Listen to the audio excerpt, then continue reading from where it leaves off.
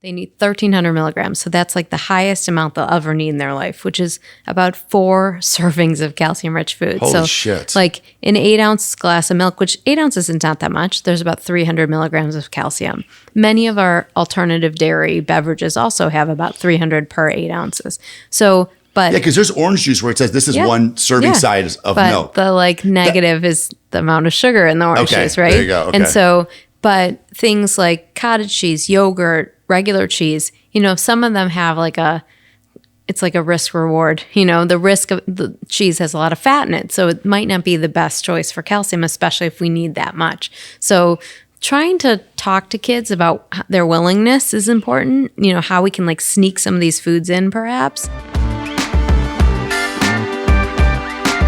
What's the 5 Ps? Do you remember it? Proper preparation prevents poor performance. There you go. It doesn't matter how much money we get. If we don't close, it's no money, right? So no close is no money. I'm everything that I am because of my dad's death. And I wouldn't be as successful without his death. All right, welcome to the Jason Theory. I'm extremely excited to have a friend and someone that's very knowledgeable in something that I think right now is getting the attention it should be getting, and obviously it should be getting it from 20 years in the past, but now we're really at the forefront, which I think has to do a lot with social media and people not being able to censor things that are really hurting our kids. And why don't you give us your 2 cents, your spiel? Sure. I'm Lara Field. I am a registered dietitian. I own a nutrition consulting practice called Feed Nutrition Consulting. Okay. And I work with kids, families, schools, and other communities just to embrace health, to help people understand and make sense of this mess of nutrition in the media. And mom of 2 boys, and trying to keep it healthy at my own house too. Would you say that the majority of your work is with children? Yeah. And what age group would that be? So I started this practice. My story goes that when I was 10 years old, my dad had really high cholesterol, super high. His father unfortunately passed away of heart disease. So when he got this diagnosis, he was shook, really. And at that time in the 80s, all this nutrition knowledge was not at our fingertips. And so he went to the library, got a bunch of books, and learned, if I change my diet, I can change my health. And so, I was just an innocent bystander, just sitting there, eating whatever my parents gave me at the time. And I really became super interested in it because I had to, right? But I always wanted to work with kids and families because of that story, being so young and impressionable and understanding that I could eat better. And my dad started eating better and then his cholesterol changed. I always forget when I tell this story that he's still healthy and everything's good, but it really changed his trajectory, which was awesome. And so, when I was like filling out my college essays and figuring out what I wanted to do for life, for school, I realized that I could be a registered dietitian. And, this profession has a lot of science behind it. A lot of our schooling education was like pre-med stuff, like chemistry, biochem, learning about the science behind food. And so I really was impressed by, my story and wanted to work with kids. So I started my private practice after I'd worked at University of Chicago for a couple of years to get my feet wet as a dietitian. And then I really wanted to work with kids. And, kids were always I thought the sweet spot, because adults, it's hard to change our habits, right? Yeah. We all have baggage. And so doing that, it's been such a wonderful process. It's been a really wonderful career. I love it. What would be a really early age client for you? So I like to say, of course. So I like to say I work with 0 to 25. Okay. I do have a lot of adult clients that I've seen their kids or so forth. But, the how to feed our kids is a huge part of my business and a huge question mark. Now that we can get all this access to information, parents come to me to ask do I give my child milk, or should I try these alternative dairy options available?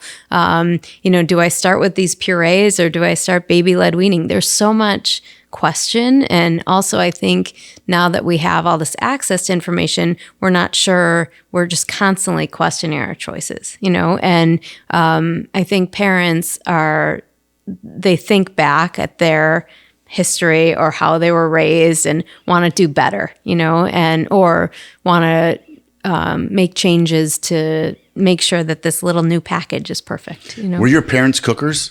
My dad was chef, or is the chef in our family still. Loves baking, like made oat bran muffins all the times. But my dad, is a huge foodie, and also I learned a lot from that. I'm always wondering, like when you meet with one of these kids, yes. How does that come to Jesus moment work with the parents when you're like, hey, listen, any way you slice it, he's in your house. Yeah. If you don't change Totally. who you are and your tendencies, totally, how do you expect this child who's looking at you yes, and taking your cues yes, to change? right. It's a process, I'd say, and I think that there's a lot of different people that I work with in the sense that some people want to change and do anything they can to fix their, so I see people with like food allergies or digestive health diseases like celiac disease or. Yeah, Nick, you tell me you do a lot with that. Like, Crohn's disease, ulcerative colitis, but then also weight management. And so when we're talking about weight management, I guess I would say it's about the parents, like, are they really worried? Are they willing to kind of change their habits? Are the parents willing to stop bringing fast food home and eating or pizza? Or just doing, there's so many things that we do to affect our food space, whether it's not going to the grocery store ever with our kids. Like I've had interactions with kids and they don't even know what like asparagus is. You know what I mean? And so it's not like it's funny, but it's not in a sense. Like I love doing grocery store tours with kids and families and it's not just like looking at labels. So but you also go to education. Grocery stores and say, "Hey, listen, let's walk. Like let's through. make good decisions here." Yeah, and it's a learning experience. Like I always have found with my own kids too. Now they're teenagers, but I did feel like getting them part of that process is so important. It's not so fun sometimes, but getting them looking at like produce and understanding that these things grow from the ground and these have beautiful colors because they're naturally found in nature, right? And they're this bright orange or like a purple beet or green kale. Those all have different nutrient groups because that's what they are, but it's grown in nature and it makes it that way. And so it's something that's super important to keep, I guess expanding their knowledge, even at the grocery store, I think is important too.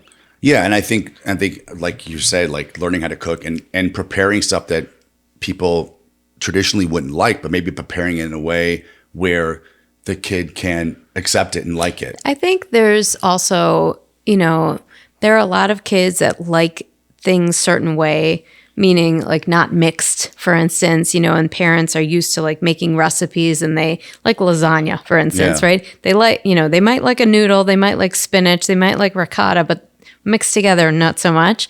But, it's the taking it apart sometimes is also half the battle. And then kids might like it better. So I guess there's no right way is what I usually say. There's a lot of, I think, exploring what can get our kids just into taking care of their bodies is important, right? And like making sure that we're not, eating all of this processed food, some of which is okay. Like a big part of my practice is relationship with food. And we should really, and as a registered dietitian, my goal is never to have foods that are like, you can't ever have that because that's not life, And so it's not sustainable. It isn't. And it's not how I want to be either, right? Yeah. I want to have fun sometimes. But it's about approaching that certain food and not going crazy with it, right? And learning how to kind of navigate the not so great foods we have sometimes, and then even the foods that we don't love so much, Like I think kids' tastes are all about usually go to the ultimate yum, like this food is the best thing I've ever had, and I'll, be stranded on a desert island with this food. But the reality is there is this like gray area that's kind of close to, I like to say it's like the goal, right? It's kind of close to yum, but it's not their ultimate food. And that's the space we want to keep working on, because it's not foods that they're going to say like, no way, I'll never eat, but it's foods that they're not so gung-ho about. And that's the little sweet spot, I think. What do you do when you have a client? I talk to this too about when I have like PT or I have other people on that the parents are involved. Yeah. And you're not getting the results you want because you're not getting the participation at home. How do you have those hard discussions with the parents and say, hey, listen, I can't do my job if you don't do yours? And does that happen a lot? It's tough. What I face a lot is the 2-parent family not seeing eye to eye. And so when one parent wants something and the other parent is kind of, not supporting, it can make it really hard. And so I try very hard to not make this like a 180 change, but also just kind of, I like to say, turning the dial, so to speak. So it shouldn't be such drastic things. Like if you don't usually cook at home, that's okay.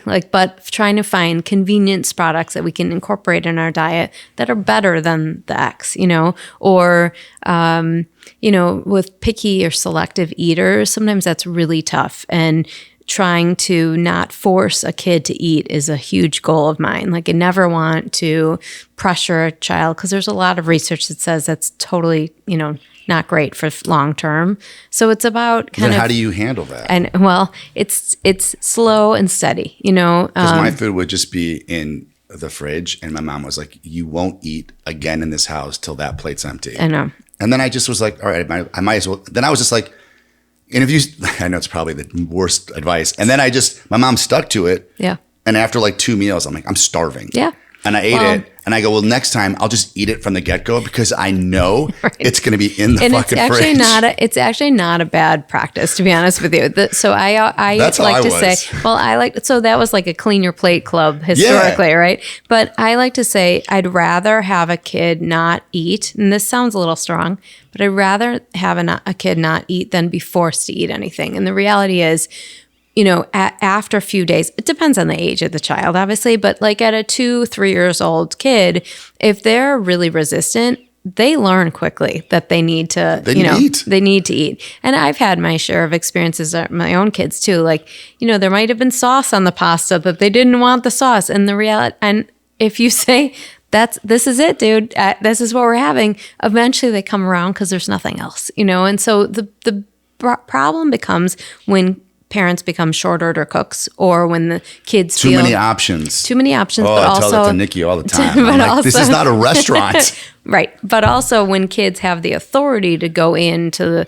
whatever, the pantry or fridge and just get what they want. And so it can become a battle a little bit, a power of wills, I guess, so to speak. Yeah. But it's about, having a conversation at home, being all on the same page, trying to understand the yums and the yucks, I do feel it's a good exercise with families to give, especially kids that are selective or picky eaters, to give the ultimate yum, to put in a little sheet of paper. Like, what foods will you never want to pass your lips? Because we all have them.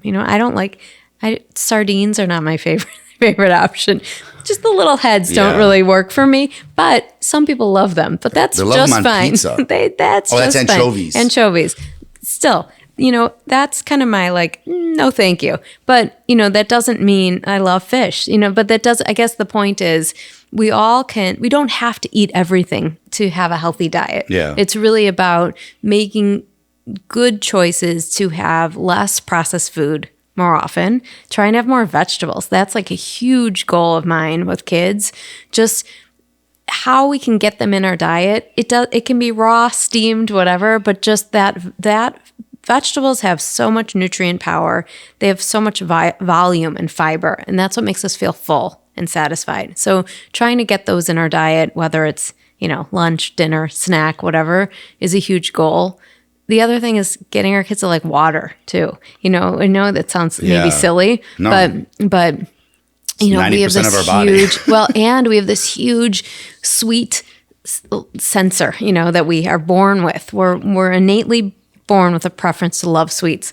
So, and then like formula and breast milk is sweet. And then like baby purees have sweet. So we're constantly primed to like sweet things. And it's like almost as if the rest of our life we're like fighting against it. But water, yes, it's so important. And trying to get something that's not sweet is so important to our body too. When you mean sweet, you're talking about like a sugar like drink. Gatorade or lemonade or soda or whatever it is. I mean, all that. Soda's the killer. Well, the sad story Soda's too. the killer. There's a lot of sugar in a small space. And the government regulations say we should only have 25 grams of added sugar a day. That's like a half a Coke. Nothing. It's nothing. Yeah. So in 1 teaspoon is 5 grams of sugar. So that's 5 teaspoons. I can't tell you how many things, like even things that are lower in sugar, like a yogurt perhaps that's lower in sugar can have like, which is okay, that can have like 10 grams of added sugar. So 2 teaspoons. So that yogurt plus, a cereal plus whatever in our day, it adds up really So and sugar is really bad. The more I read about sugar, it's just like a fuel for cancer. It's a messes with your neurons in your head, makes things misfire, creates ADHD. I mean, there's bad. A lot. Well, it's also the diabetes question too. The insulin, it's the insulin resistance that happens. So, the other thing too, like in coffee or teas or things that people are drinking, we have. It's best to have, if we do have them, like have a meal, take a break, have a meal, take a break, because that space is something that our body really needs to digest and like kind of get back to center. Well, if we're drinking something constantly throughout the day that's sweet, we're constantly making our insulin say, hey, we need you, to help digest glucose. And then eventually, after years of doing that constantly, our pancreas is like, dude, I'm done. and then we stop. And so that's something that that's what type 2 diabetes is in a nutshell. And so really, understanding the need for sweet, because it does give us pleasure. Like it's something that's hate important. Sweet stuff. Really? Yeah. Well, but I can't even put anything in my coffee. Yeah, which is good. I can't stand candy. Well, some of it, me too. I mean, I know maybe sometimes I know too much, but some things I enjoy. But I guess the point is, approaching it and having a little and then taking a break is key. There's another thing that's pretty interesting, that when you have something that's sweet or pleasurable, it's like if you have 1 bite, it feels good. If you have 2 bites, and then after 3 bites, the pleasure that you get from it declines. And so when people eat, it's like drugs. It is. So when people have like then you have to have like 17 cookie, Kit Kats. When you have a huge cookie, it's like that you should have only had 3 bites and moved on, So there's so much science. It's really fascinating. And how your body reacts to it and everything. 100%. And yeah. Yeah. How about like, is there enough research in terms of how a kid eats from, let's say, 3 to 6 can dictate what the body is yearning for? Like, if you are a garbage eater at a young age, does your body need that garbage? Like, does it yearn for it? Like, do you have withdrawals? Well, there's this genetic, it's nature, nurture, right? Yeah. So there is a lot of talk about our genetic potential, and what was happening in utero with mom also can cause our kids, like weight management, for instance, too. And so my big thing is in the weight management. Like, I see kids that are like, yeah, you're like, man, you got to get a handle on that now. Right. And it's interesting. I'd say 0 to 3 is probably doesn't really matter. I mean, it matters, but we're setting the foundation for their life, but the habits can be different then and not really affect their long-term outcome.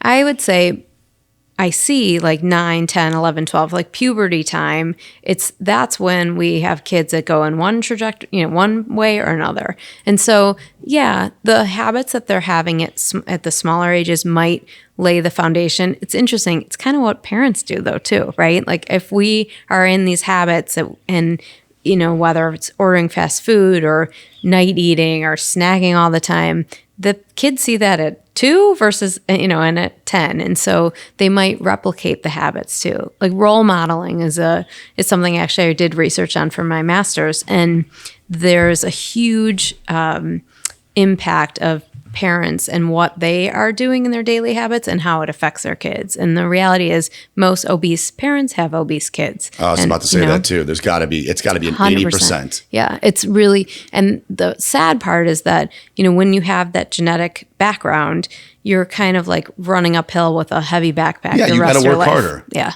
it's really hard. If you're not a natural athlete, you got to work harder than that. But that's just the card that's just life. Right. But there is ways to change it. And, I talk a lot about movement and athletics and exercise with kids and adults and how important that is too, because that does help everything, honestly. I mean, from an emotional part to physical and then some. And I think getting in those habits are something that we could teach our kids young. But it seems like they're scaling back, like gym and scaling back. Well, it depends on where we are. But yeah, I think, the problem also is we're in this competitive environment of getting our kids in all the things, and trying to, whether tutoring or, there's priorities that come into play. But most, again, like research talks about an hour a day for kids to be active. So if that's working, then that's probably, going to help a healthy body. So whether if they're not in gym all the time, if they can be, in some sort of organized or even just on their own just run sport. around. Yeah, right. Just movement. So it's the screens that are, making it harder. It's the other priorities that are making it harder. But if parents, the same thing with modeling too. If like kids see parents move, working out and taking time to do stuff to help their body, they'll do it too. Yeah. Which is like the simple easy answer. Yeah. So I also wanted to touch on, I was redoing some numbers, which just blew my mind. Yeah. I thought it was crazy. From 2000 to today, obesity has tripled in kids. And at the same linear line, so has allergies. What type, and then I got into I literally like 3 days ago, and you're going to be here, I just went into like a dark hole. Yeah. On the links between allergies and diet and just like, it seems that everything, now there's not a single solution, but from what I've read and what I've been reading over the last couple of years, everything starts and stops with your diet. Mm-hmm. And it just seems like there's a lot of things that people could prevent if they just weren't sedentary and they just worked on their body physically. Yeah. I think the allergy question is really interesting. It was crazy. It's triple too with it. It's so interesting. And, in practice, I've seen it, like day to day. I guess it's hard to know why. There's a lot of, there's allergies? And there's this hygiene hypothesis that we're so clean too now. Clean. Yeah. That's causing herd this. Immunity. So, the diagnostic methods of testing, allergies are different. But if you eat peanuts in your mouth, you don't need testing, right? If you have bumps all over your body and your throat's closed, you have an allergy. No one had that. I know. No, you're right. Everybody 100%. Had peanuts.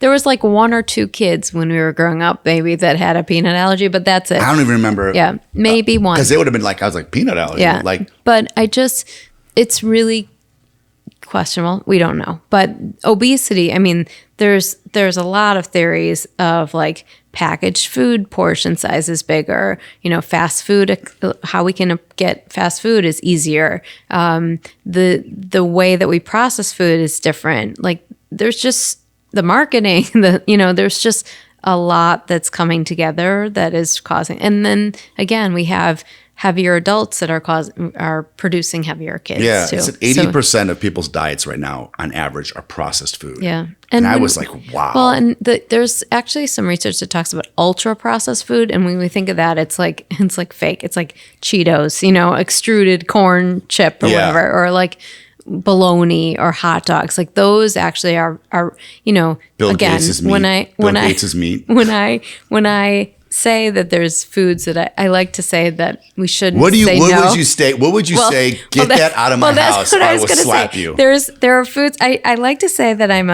accepting of all foods, but I'm not actually. Those ultra processed foods I would say are probably the worst. Like the foods that don't have any nutritional value to them, like a hot dog.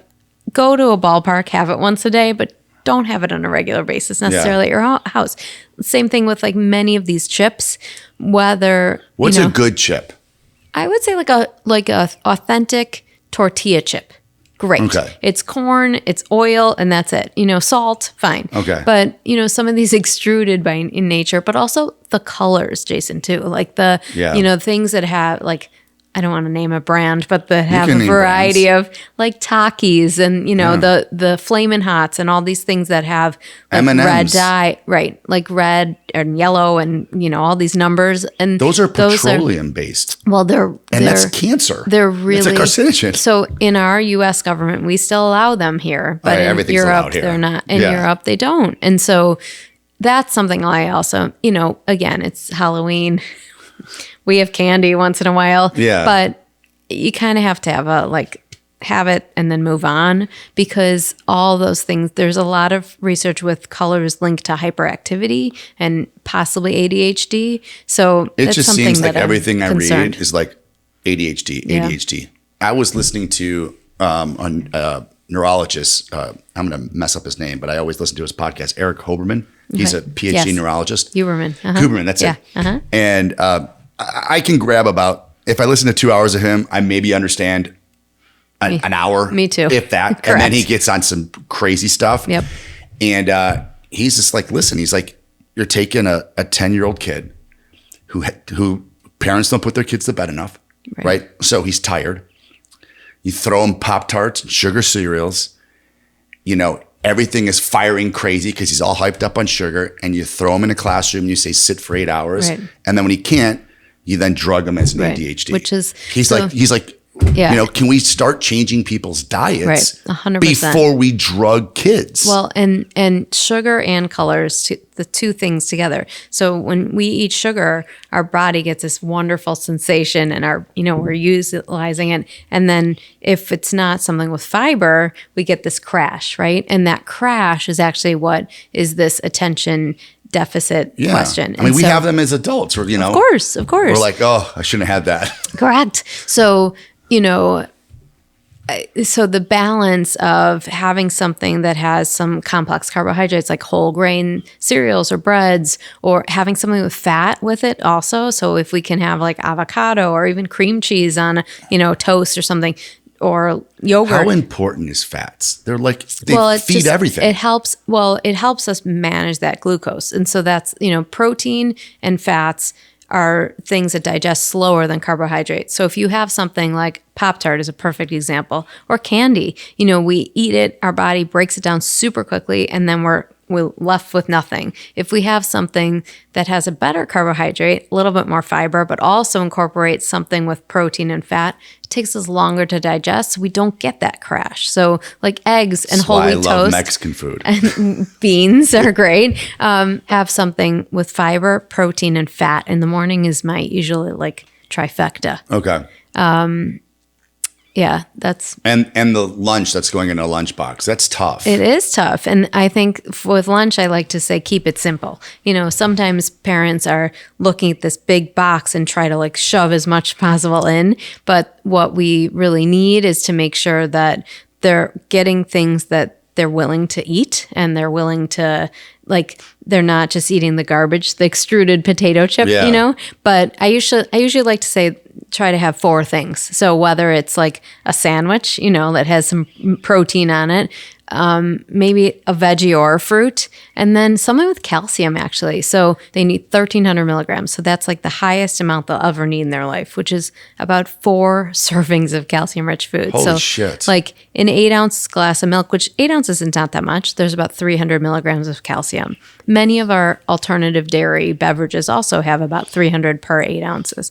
So, but yeah, because there's orange juice where it says this is one serving size of milk. The like negative is the amount of sugar in the orange juice, right? There you go. Okay. And so, but things like cottage cheese, yogurt, regular cheese, some of them have it's like a risk reward. The risk of the cheese has a lot of fat in it, so it might not be the best choice for calcium, especially if we need that much. So trying to talk to kids about their willingness is important. How we can like sneak some of these foods in, perhaps, whether it's like mixing milk in oatmeal or mixing it in a smoothie or trying to, if they don't love milk on its own. But there's a lot of research that's really interesting about chocolate milk, and that the benefit, like almost like a risk, superfood. Well, the risk, it's again like the benefit of the calcium is better than the risk of the added sugar, because the amount of added sugar, especially for athletes and young athletes too, I would so much rather them have chocolate milk in their lunch than no milk at all. I agree with you. So that's like that would be my perfect thing to have lunch. Yeah, that's that gray area you were talking about. Like you're almost there. Like here's yummy. It's delicious. Right? Yes. You need milk. Yes. But if you can't get there, let me then get you here. Then have chocolate milk. Exactly. But I think for like a lunchtime tune-up, having something with protein, something with whole grain, a vegetable would be lovely if possible, and then something with calcium. That would be awesome. Like carrots? Just for sure, carrots, cucumbers, maybe the little hummus, but. It doesn't have, fruit is fine. I think fruit is always our first choice because it's sweet, tastes good, it's acceptable. But if there's some veggie that our kids would be willing to have at lunch and like maybe a dip on the side, great, because it doesn't have sugar in it, At nighttime, how do you feel about fruit? Great. Fruit's okay? Fruit is something I love when I'm talking to kids. I like to say, we have 2 hands, you should have 2 servings of fruit. And that serving should be what can fit in your hand. Because I've had many kids that we've worked with that eat bowls of fruit, a lot of fruit. And that, digests the same as sugar, same as candy, the same as bread and pasta. Those carbohydrates are same but different, right? And so our net carbohydrate intake from any of those groups, if we eat more than we are burning, we will store them as fat. That's it. It's that simple. So making, having fruit as dessert or having fruit as an accessory for breakfast to make your oatmeal taste better. Or, again, after dinner, if you want something sweet, there's many things you can do to fruit to make it exciting maybe after dinner. But I think that would be so much of a better routine than having a real dessert, Yeah, I remember when it's hard. When I was trying to cut weight in college and I was okay, I looked at and I was reading all the stuff. They're one diet was you cannot have any pieces of fruit, any orange. You can't have a drink, nothing after 12 p.m. Yeah. If you want fruit, you got to have it in the morning. After 12 p.m., you can't have any fruit. Some of those and I was diets, but it kind of made sense. I was all right, well, it's sugar. Well, and it's interesting. There's a lot of diets out there that have such rigid rules about fruit. And I don't like to be that rigid because the reality is when it's going in our stomach, it takes a little bit to digest anyway. So it's mixing. And it's really about knowing how much your body needs though too. Fruit has some wonderful fiber properties. It makes us feel full and satisfied. It's this volume idea too that, if our stomach has all these receptors on it, and if we touch, and if we touch all those receptors, our body feels full. It gets signals to our brain hey, you're full. If we have something that's tiny in our stomach and the same calories, if it's smaller, we won't feel as full. So volume is key, really. Yeah. So vegetables are the preferred choice because it doesn't have as much sugar, or any. If I have a bowl of grapes in front of me, it could be 40 of them. Before I know it's over. I can't stop eating grapes. Yeah, especially now, it's good season. Yeah, is that what it is? I don't know. I had grapes last night. I was like, oh. But I just, it's really It's better than candy, I guess. It is, but it isn't, But right? it isn't, and yeah. so just, I think taking a portion, putting it away, also distracting ourselves. I think there are so many visual cues that we may have around our house, a candy jar, a little cake plate.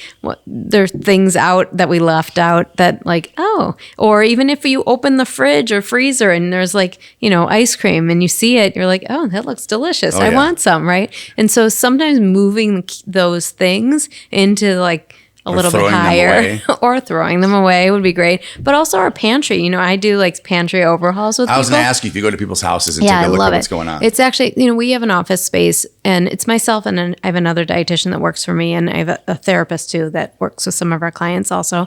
And we have an office space. We don't use it as much anymore, mostly post-COVID, but also I really enjoy going into people's homes. It tells a lot of the story and really going that's where you got to be. And understanding the size of their cereal bowl or understanding like what's in our pantry or what's, I did this little pantry overhaul with a family once and I opened the pantry doors and I saw this like huge, Costco sized box of chocolate brownie mix or something. And it was like right in my eye. And she's like, I never use it, but you see it every day, you know? And so moving some of those things around can actually be really helpful.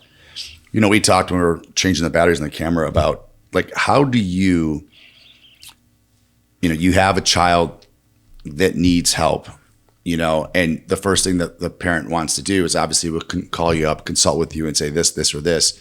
How does, other than just going into the house and getting rid of stuff, how do you explain to a kid, hey, in a nice way, sure, so they don't hate you for the rest of your life?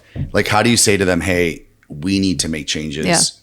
Well, we need, maybe you don't say we need to get you healthy, but we need to make sure that, you live a long life. Right. I think, there's life expectancy in the things. U.S. is falling compared to everyone else. My main kind of mantra is like preventing future disease. That's on our website. That's a huge part of how I practice. And that's, again, like the foundation of why I started. Right. And so it's a tricky situation. And I would say there's sometimes when we kind of can be, tiptoeing around the subject. And then there's times when we need to like go into it. And so usually I like to make it a family movement, and not single one child out, because the reality is, even if there's one child that has having concerns, the rest of the kids are probably eating the same things, the same right? stuff. Just one is predisposition to be like, right, exactly. Or movement is different, or different ages, or whatever. And so I like to kind of say this is like a family thing. Sometimes it's about the adult too. We need to help dad and get him healthy, so we can't have some of this in our house. Now, blame the father. It's just like we're there for you guys. It's right. We're the punching someone bags. Someone has to take the beating. Someone take the beating. It's not mom. But the key is to know that it might not be great to have it in our house all the time, but we can still go out for treats. And it's usually about treats, to be honest, like the candy, the garbage. Yeah. So it's not that we can't ever have it, but maybe don't have it in your house. And so I think this gentle dance means that we need to kind of make it a family approach, a family affair, family changes, again, like how I experienced this, but also, it's when it's kind of not a big issue, that's a great approach. When there is something that, seems to be a dangerous place, like when weight, when we talk about obesity as kids, obesity means that their body mass index is greater than 95th percentile. So which is 20% of the kids right now. It's a lot. And so that's pretty high, though, also. So BMI, body mass index, is weight for height percent, how proportionate they are.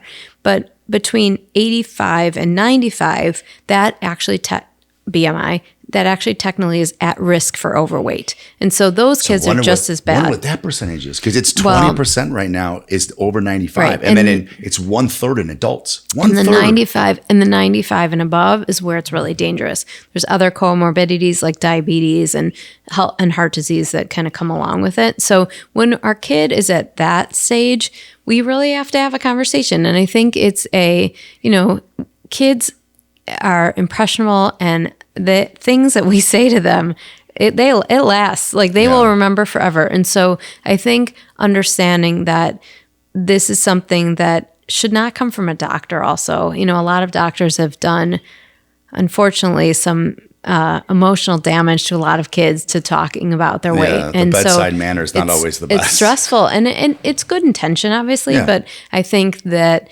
if mom and dad could have, or parents or whomever can have just a kind of a nice, calm conversation and say, hey, we need to make some changes just because we want you to be healthy. We want you to stay around. We don't want you to take medication. I think that there's it's not about our physical image, and that's what some people are focusing on, but it's really about preventing these future diseases. Yeah, I always get nervous on like, and it's probably like you said, we talked about, I always get nervous, like, all right, if it's now, are you going to be susceptible to this?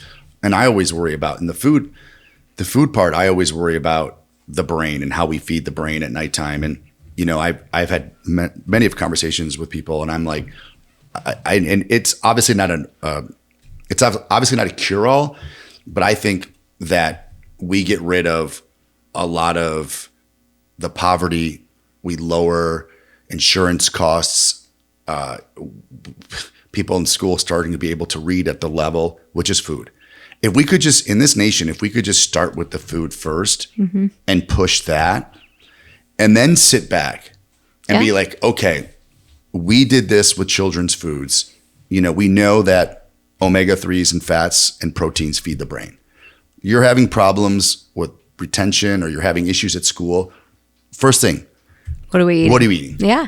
Well, and they don't go there. They are starting to. And I think that has a lot to do with RFK too, like really hitting and bringing it to, like they have to start with the food, and they don't. Well, the problem is nutrition education isn't covered by insurance. Yeah, so it's not worth it. No one's making money. No. Well, we're preventing. And it's sad, but we should be doing that. Totally. I mean, nutrition education programs in schools are pretty limited, if that. There's a couple hours that they get during like health class. Like I know you talked to the guys at Peyton that are doing that green thing, and like they came to me first, and I said, you got to talk to Lara. Yeah. And I said, listen, people need to know this stuff. And like when you're talking about kids not paying attention to school, or you're talking about, like inverse proportion of inner city kids and where they are scholastically versus this, to me, listen, we can't, if a parent doesn't want to be a parent, we can't affect that. Right. But let's figure out the food.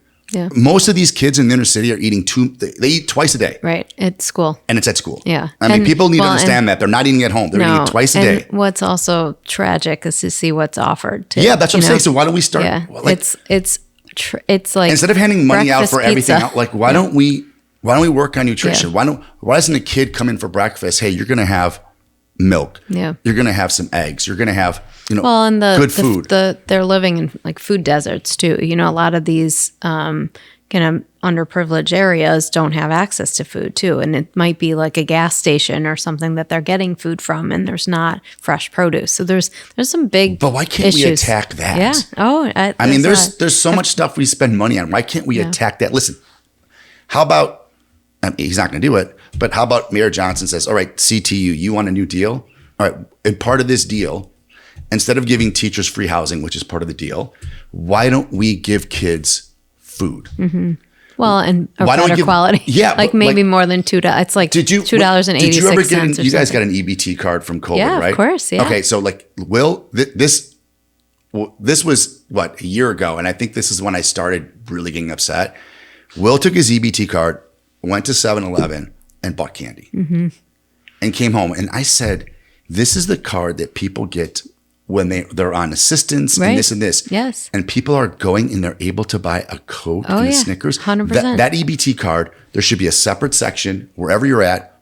These are the only foods. Well, Whole Foods accepts an EBT card too. But, but they're probably buying candy there too, or some healthy. It's just that's the, we have to change that. Yeah. And I've done a few lectures into some of these underserved communities, and it's really about educating them on the sugar, like what we were talking about before, understanding that soda, there's nothing beneficial from it. And that's a big part of the diet. It's not having access to fresh vegetables or fruit, trying to think about, there are a lot of things that are in those grocery stores too that can be nutritious. It's just like about finding them and not being lured into the chip and the soda, But they can manipulate that by saying you can't buy that. Yeah, of course. With this, if you get government money, right, you can only buy these things, and let's feed the brain. That would be a nice world. I just don't get it. Like why that's so hard for them to do. And I agree with you. No one wants to fix a problem because fixing a problem doesn't make money. Yeah. And it's so sad. And like we were driving, I don't know, Will's into politics big time. Love it. So me and Will are driving to school today. And I don't know, we got on some tangents on tax credits and this and that. Of course. And I was like, insurance will pay for the stomach band. Right. Gastric bypass. But they won't pay for a gym. Right. I said, what do you think? Or a dietitian. Yeah. And when a diagnosis of celiac disease, which is the only thing you need to do is change your diet, insurance doesn't cover, which is crazy. Well, it's because Big Pharma gets more money off the pills. Crazy. With that, there's not pills for it. But yeah, but that in something. general, there's diabetes and kidney disease are the only true diagnoses that insurance will cover for a dietitian visit. And I'm not just, this is just my space, so I know it. But it's, if more people had access to a nutrition professional and learn a little bit, it would be great. I read something yesterday when I was doing this stuff too, or a couple of days ago, that they spend $1.2 billion on children and diabetes when it could just be a change in diet. Yeah.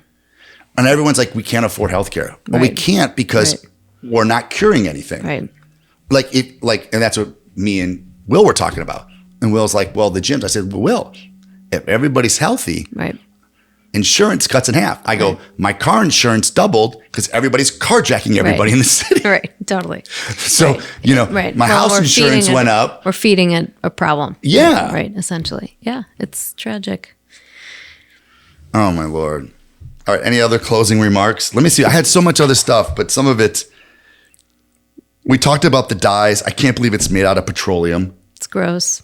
It's just fake food. And, I guess if you could look at a food label and understand, people always say like you should read the ingredients and understand and be able to pronounce them. It's also about limiting the things that are on them. Having food, like we said, a tortilla chip that's corn, So where would you get a tortilla oil. chip like that? Just go to Whole Foods and say, I want. No, even at any kind of grocery store, there's plenty of plain, like just a simple, authentic chip. Versus those aren't like bio Most made. are not like bioengineered or something. No, but I guess it's not about the chip, right? It's just about looking at our diet as a whole and saying like, how many foods are we eating that are either grown from the ground or minimally processed? And I think that would be a perfect diet. So I'm going to leave you on this because I want some people to be able, like you said, the hot dogs for like ultra processed food. Yep. What are 3 other ultra processed foods that people have that like, I don't know many people that have hot dogs in their house. I mean, if they do, they really have problems. No judgment here. Oh, this is a judge zone. But I would say like bacon, hot dogs. Bacon. But that's cut off a pig. I know, but there's not much nutritive value. But I'm just telling you prosciutto is fine. No, I'm saying in general of like the. Okay, so bacon. Well, let's just say hot dogs. Hot dogs, because bacon and hot dogs are the nutritive value is pretty low. Okay. Let's just say, but also those extruded chips, like we said, like Takis and Cheetos, like Doritos. Not great. Other candy is all in there, so ultra processed means that there's a lot of manufacturing that's going in to produce the food. So it's the bologna of the Lunchable meat, the Kraft I don't like using brands, but the Kraft American cheese that's like Kraft mac plastic. And cheese. Well, actually some of the pasta box things are not as Annie's, bad. There's like one, they're okay, like yeah. you know, but you know, boiling some whole wheat pasta, you know, using your own like cheese. I know it doesn't taste the same, but like cheese and milk and like that's the goal. Like that would be much better nutritive wise. There would be more calcium. It's like just real food, you know? So trying to assess, again, like taking a step back, saying how much of our food is less processed would be the goal. How about these microplastics in people's foods? I'm so glad you brought that. I was thinking about bringing it up too. Let's keep doing that. So let's keep it going. Microplastics is really interesting. So I'm just diving into this. I heard a couple pods and I'm like, all right, let me look into this. Well, let me say, I don't know how to approach it because it's a newer, I know people have looked at it forever, but to me, you know, thinking about how much of our food is consumed that is plastic involved, like even water bottles, you know, like we as a society go and grab a water bottle, like at the store, a pack of water, right? Like so much plastic is in there. Petroleum. You know, can we like have a filter system in our house and like use glass bottles? Just a question, right? Yeah. Also is metal not good? Well, metal, fine. Yeah. Okay. No, it's just not plastic, right? Yeah. I'm just wondering. But then the other part is the plasticware that we are microwaving things in our house too. You know, so can we put it on a dish, a plate versus microwaving in plastic? Because it's to me, I'm not a perfect scenario here, but I guess as much as I can in my own house, I try to, like, we don't have water bottles anymore. We have these glass bottles that are, you know, I got on Amazon and we fill them up and put them in the fridge and move on. And it's a little part that I thought would be helpful. Just also, I kind of didn't want to keep buying water, to be quite honest with you too. If you do one thing every 6 months that changes your dynamic, it's huge because it's gonna roll up. Correct. I had a guy, I was listening to something and it blew my mind. And I came home and I told Nikki, and she goes, "You're right." And the guy goes, "How in the hell does Starbucks give you a paper cup that never gets wet and you're putting steaming hot coffee into it?" He goes, "Do you understand what that cup is laced with?" And I was like, "Fuck." Well, and also and hot liquid in a and it's not coming cup. out. Yeah. And I'm like, he's like, "You have no idea what's coming in your drink, what you're drinking." Well, think about how many things have really, how many things have plastic in it though, right? I mean, it's a lot. So again, it's also taking this information with a grain of salt. You know, we can't avoid it completely. There are some plastics. But aren't they using a lot of plastics to hold food together? Isn't there a bunch of plastic? they're using plastic now to hold. I'm not consuming it though. But they're using plastic to hold food consistency. Yeah. I think that there's like cellulose. Is that what you're thinking? Yeah. But I guess the takeaway to me is, can you do something to decrease it a little bit? And I would say, you know, at our house, the plastic bottle, we're not perfect, but that's lovely.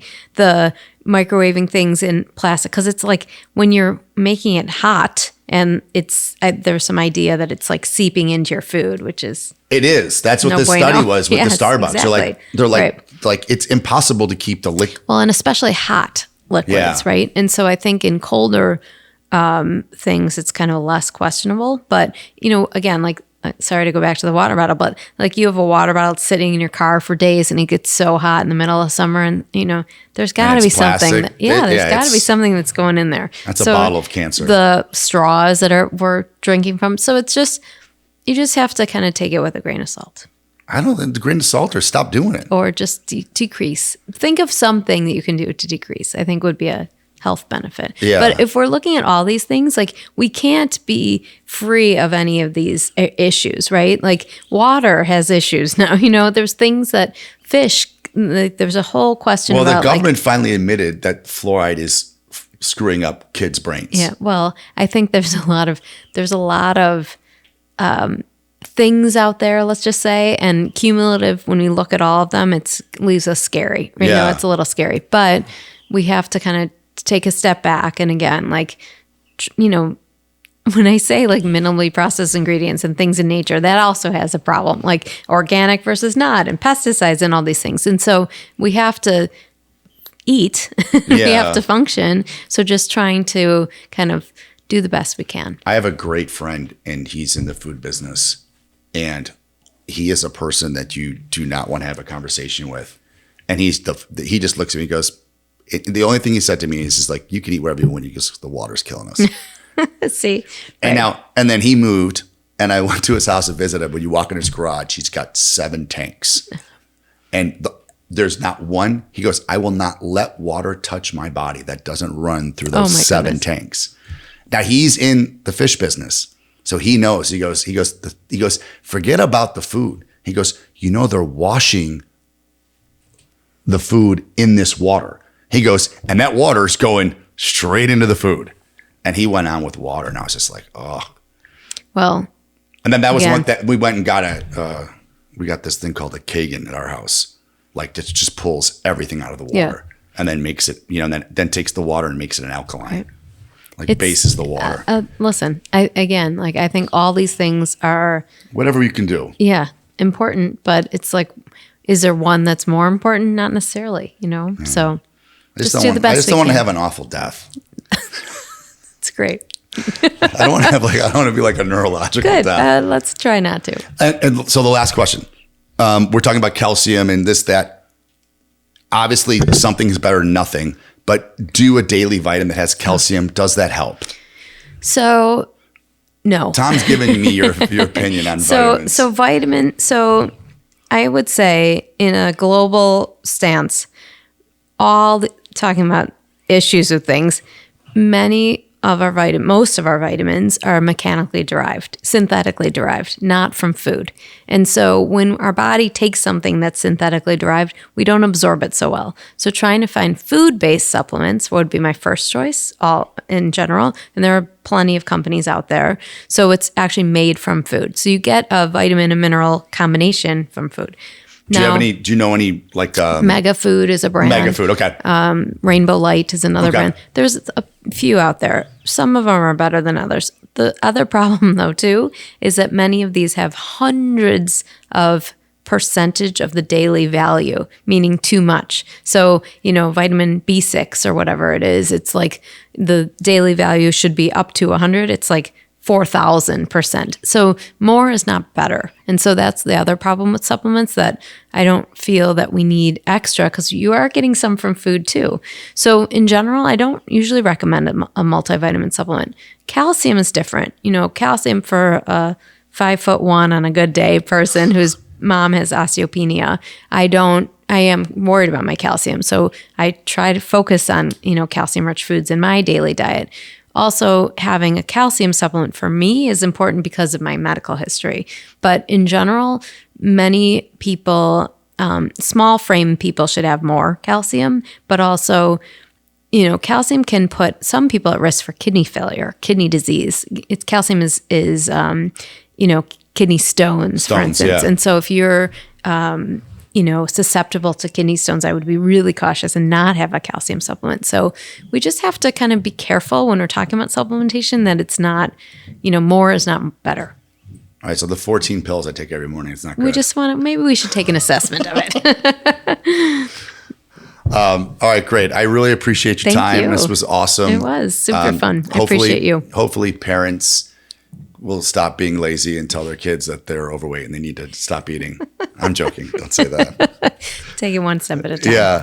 All right. So the Jason Theory, thank you so much. We'll have this. I don't know. It's Halloween. It's Halloween. Right. Yeah. Speaking of candy.